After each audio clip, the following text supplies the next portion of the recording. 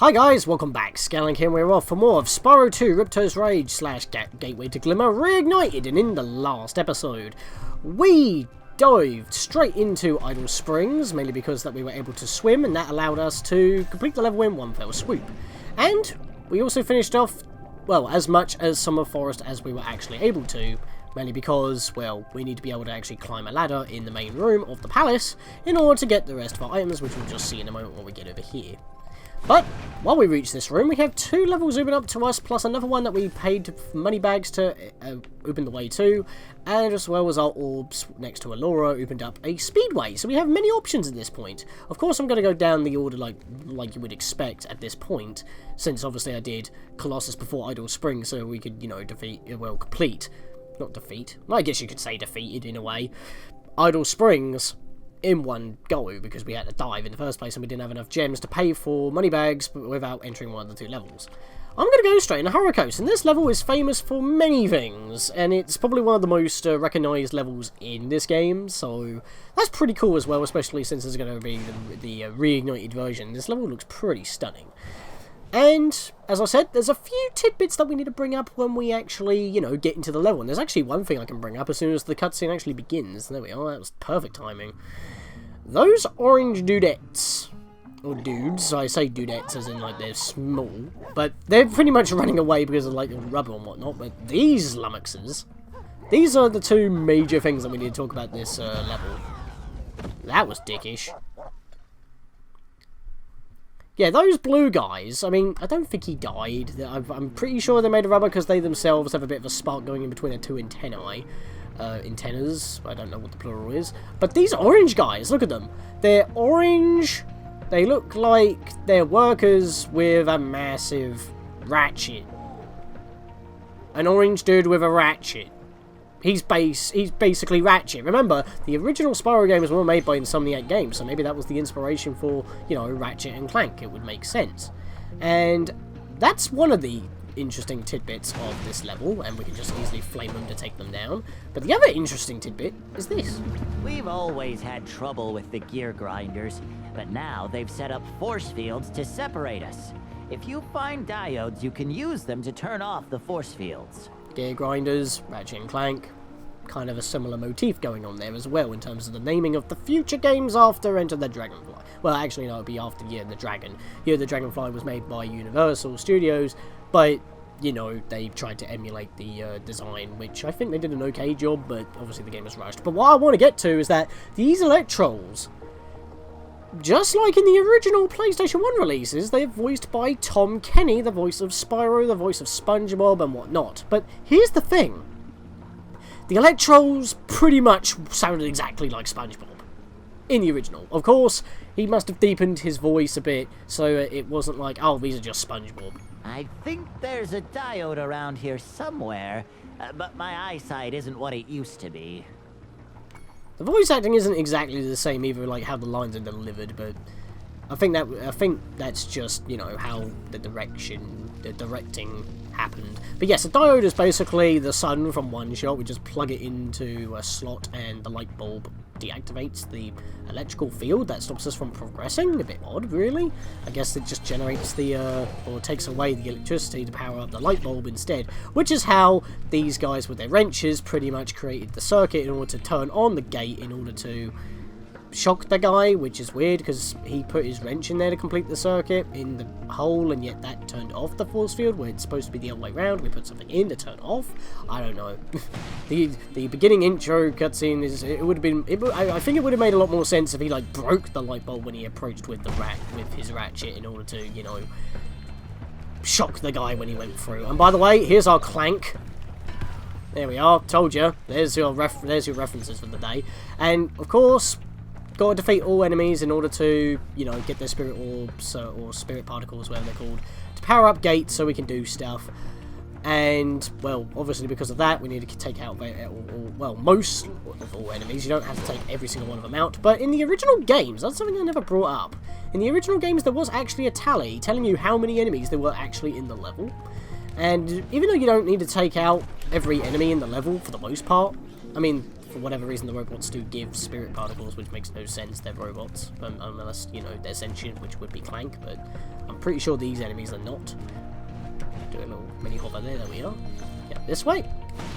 That's how we can grab these 2 pots.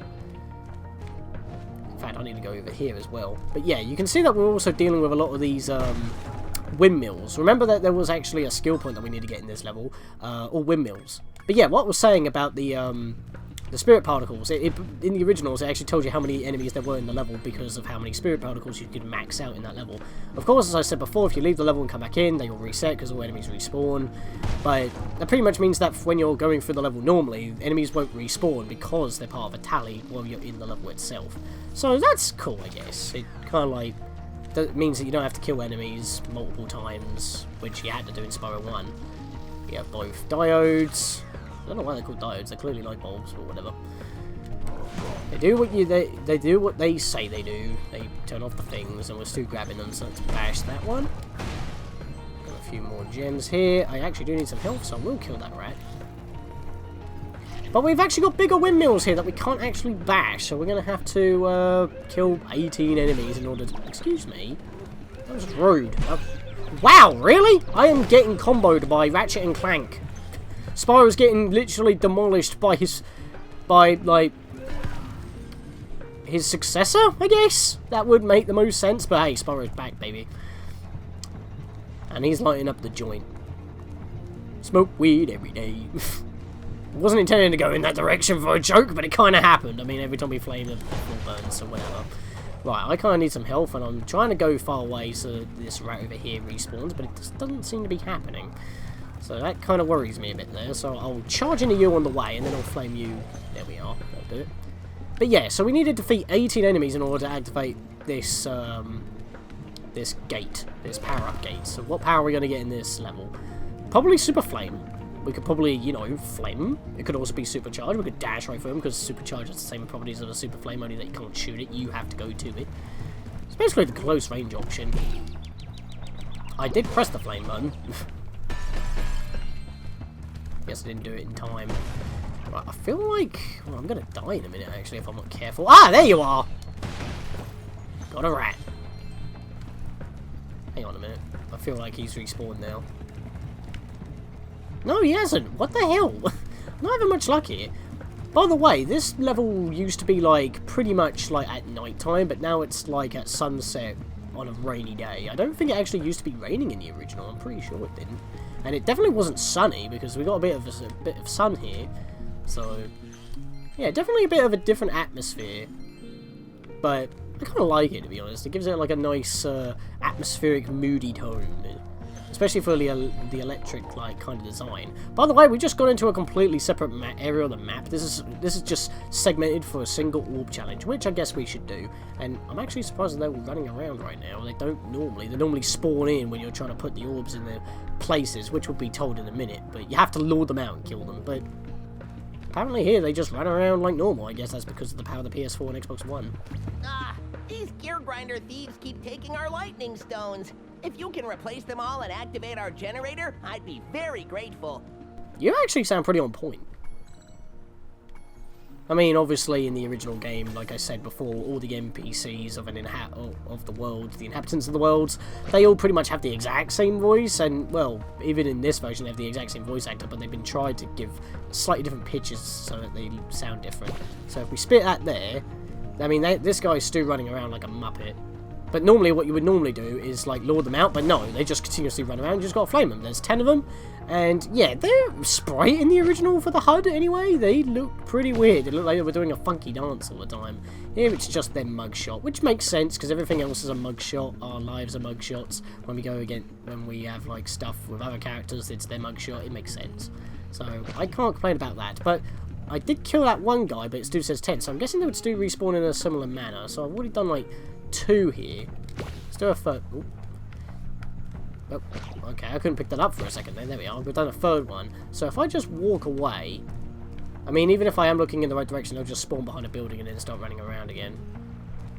Keep seeing a little bit of a weird model flicker. I think that's just because of a raindrop getting in the way. No, do I have to actually make them go off screen? No? I'm very confused at the moment. They've changed how this works. I'm pretty sure you just place a couple of orbs, and then, like, even if you're a little bit far away, but you're still looking there, if an enemy spawns out of your field of range, like behind a pillar, and starts, you know, sabotaging what you're trying to do. Yes, all the stones have got to go into their, you know, into their slots, but you have to kill all the enemies so that they don't keep removing them. Once you kill all the enemies, then you can actually finish the challenge by putting all the orbs away, but it's not seeming to happen. Ah, there we are. Now you've spawned. So I have to go quite far to not even be able to see the opposite side of the level in order for these enemies to despawn. So that means that's going to be a lot of backward and forward for me, because normally I could just wait it out, like up here or something, and they would appear. They've changed it slightly due to the power of the PS4 and Xbox One, it seems. Or just the power of remakes in general, because, you know, anything beyond the PS1, well, would be stronger. Well, maybe except for the Game Boy Advance, but that goes without saying. Let's go back over this way. Yep, and he's running around again. So there's going to be a lot of backward and forward here. So I think you get the idea. Since this is going to take me a lot longer than I thought it was going to take, I think I might just speed up a bit.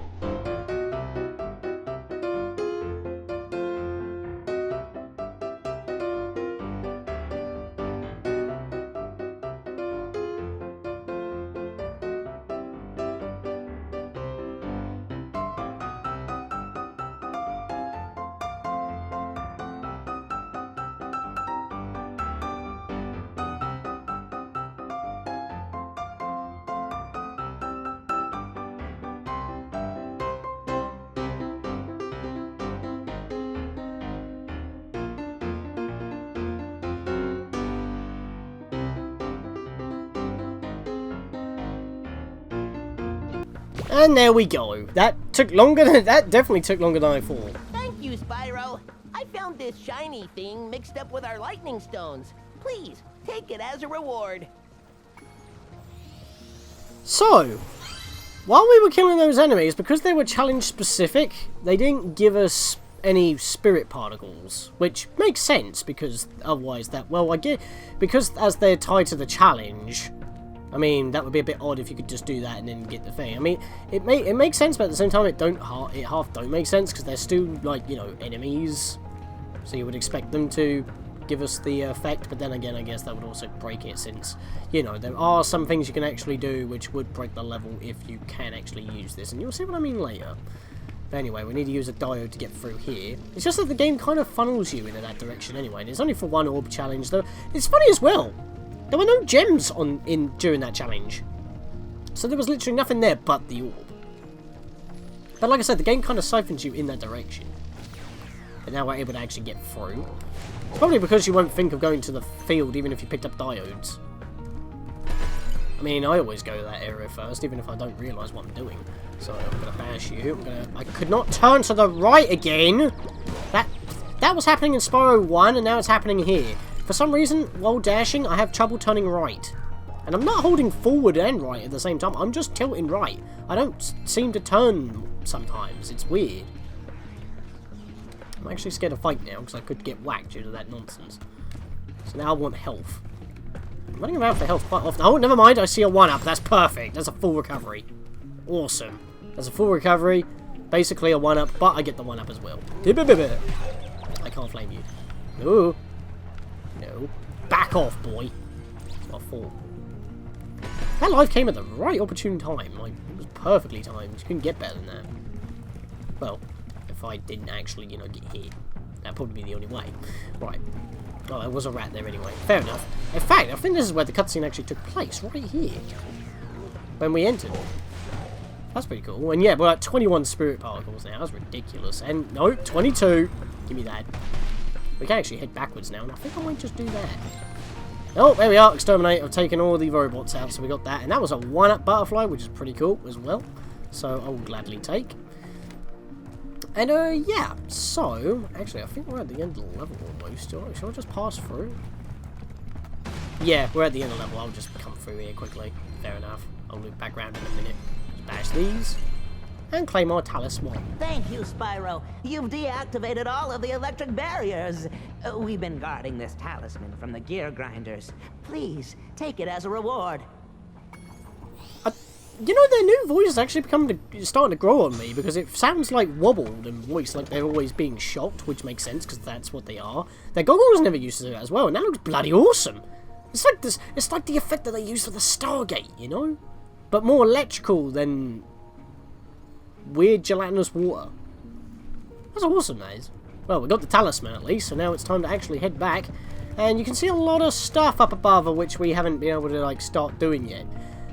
That's exactly why we need to go do this. It's a supercharge. Let's bash this. Right, well, that's a bunch of gems already. Let's come back this way and bash this. There we are. Button. Let's flame that.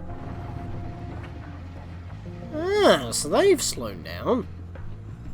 That's helpful, I guess, if we can get up to that point. There's a button behind here as well, which we will also hit. You'd think you would have to head bash them by charging into them and not just flame, but I guess your flame has enough propulsion in order to whack them active. Right, so we're going to dash through this way this time, because I need to go over... Oh, shit! Oh, boy. Okay, I was not prepared. You know what? That's fine. I slowed down. That gave me enough time to recover.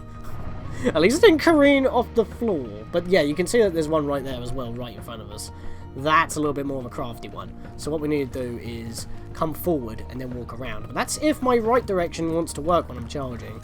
It's just, as you saw there, even though I still had max speed, I scuffed the wall, which made me slow right down, but not alright stop. That's the momentum-based physics that I've talked about in Spyro 1 that we experienced quite a bit of problems with on treetops.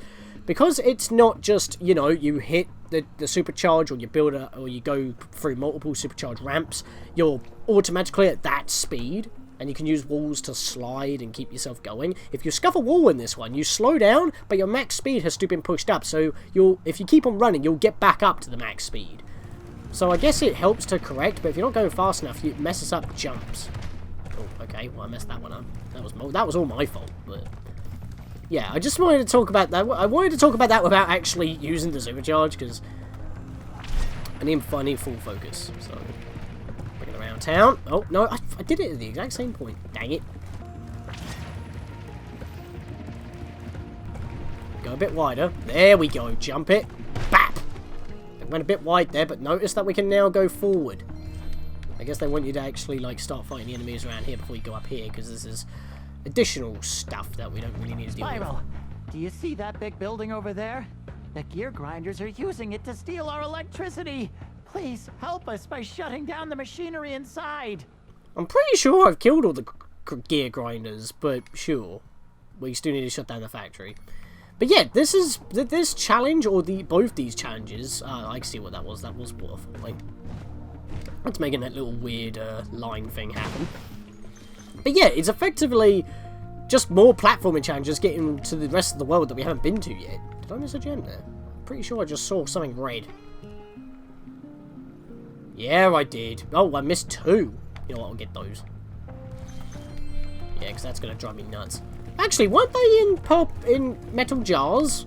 That means I would have automatically grabbed them because I charged through them. And that's not anything to do with sparks. That should just happen. It did not happen. That's weird. I'm pretty sure they were metal pots anyway. If they weren't, then it would actually make more sense, because sparks didn't pick them up. But unless they were just sitting there and I completely bypassed them, then fair enough as well. But yeah, that's a bit odd. I think this is a red herring. Going this way doesn't do bugger all for us. Yeah, it looks like we're supposed to jump here, but I think that's actually death, so you don't want to do that. You actually want to be hop, skipping, and jumping across here. Like that. There we are. Then we can get higher, and this guy over here has an orb for us, which is not on the map, but there is one further on, it seems. Well, actually, excuse me, that the one on the map is the one that we've already talked to, because they show up when we talk to them. That was the lightning stones. This is different entirely. Spyro, you have done well so far. You could have this little trinket for good luck. If you have any questions about shutting down the factory, just ask me. Yeah, we get an orb for going halfway, and we also get a little whirlwind to get back up at this point. The next glides get tricky. You'll have to use your hover maneuver to make them. Press the action button during a glide to hover and get extra height. If we haven't already been taught before. Remember to press the action button when you're very close to the windmill, or you won't make it. Can you really call it a windmill when it's facing up at the sky and it spins horizontally? I don't know. Anyway, but yeah, it's we pretty much effectively have a checkpoint here, and we get an orb to get by getting halfway. As you can see, it's now added to the map. I'm sorry if I've been a little bit confusing when it comes to having orbs on the map. They don't show up in the original Spyro 2, so when they showed up on the map, when my mates were playing it, I'm just getting tongue-tied, so... Yeah, I mean, you could probably just, you know, jump to the other propeller instead of just sitting here waiting for it to rotate, but yeah, taking the atmosphere to the level. It's, as I said many a time, the graphics are just so gorgeous. It's amazing.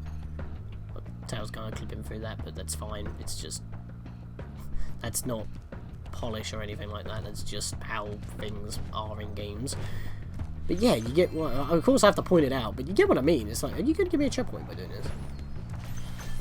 Yeah, you are. Wow. I think she would. I think she used to do that. Actually, now I remember. Right, this is a tricky jump. Oh, I could have actually made that without the hover, but because I have the hover, I'm going to abuse it to high heavens. I think that was the last windmill. Yeah, but, wow, that was delayed game. I knew it was a skill point, but why did that take so long to show up? It's like, what? Oh boy. I felt like I was going to die there, and I would have died there if this was on the original, because that felt like I needed the buffness of the hover, and I was able to pull it off in that small jump. Okay, well, I'm getting better with the hover. Spyro, help! The switch to turn off the gear grinder factory is in that room, but, it's awfully noisy in there. You are so close to being SpongeBob, just drop it another octave and you're good to go. But yeah, he doesn't want to go in here and switch off the button, because it's too noisy. There's nothing in here stopping us. Heck, there's not even any, these freaking things. I don't think they were here before in the original, but these are the same, like, pedestals for the lightning stones, and yet there's no lightning stones yet. This is active. Nani? Whoa, that was weird. Spyro just slid across the room out of there. Here, I found this stuck between the gears. You can have it if you want. I try not to talk over characters, but that kind of looked weird. I feel like Spyro should have just been warped and not slid. That was a bit weird looking. I was pretty sure we just saw him wave dash the hell out of there. I mean, what? Oh, and by the way, we can actually go back to the other area now. This bit that we're standing on, we just glide over here. Yep, we're back to this point of the level. Yeah, a bit sneaky that, innit? That was actually the end right there, and we had to go all the way around the level on the top half in order to actually do that. But yeah, we've actually beat this level 100%. There's nothing else to do. We've got our skill point, we've got our trophy. We just come down this way. I was about to go the wrong way there. And that's Horikos done. And with that, guys, in the next episode, because I'm actually up to 25 minutes, we will be going on to our next level, Sunny Beach. And, as I said once before, if we have a bit of extra time, we'll squeeze in the Speedway. That was quite shocking for how fast I got through this. Get it. See you guys next time.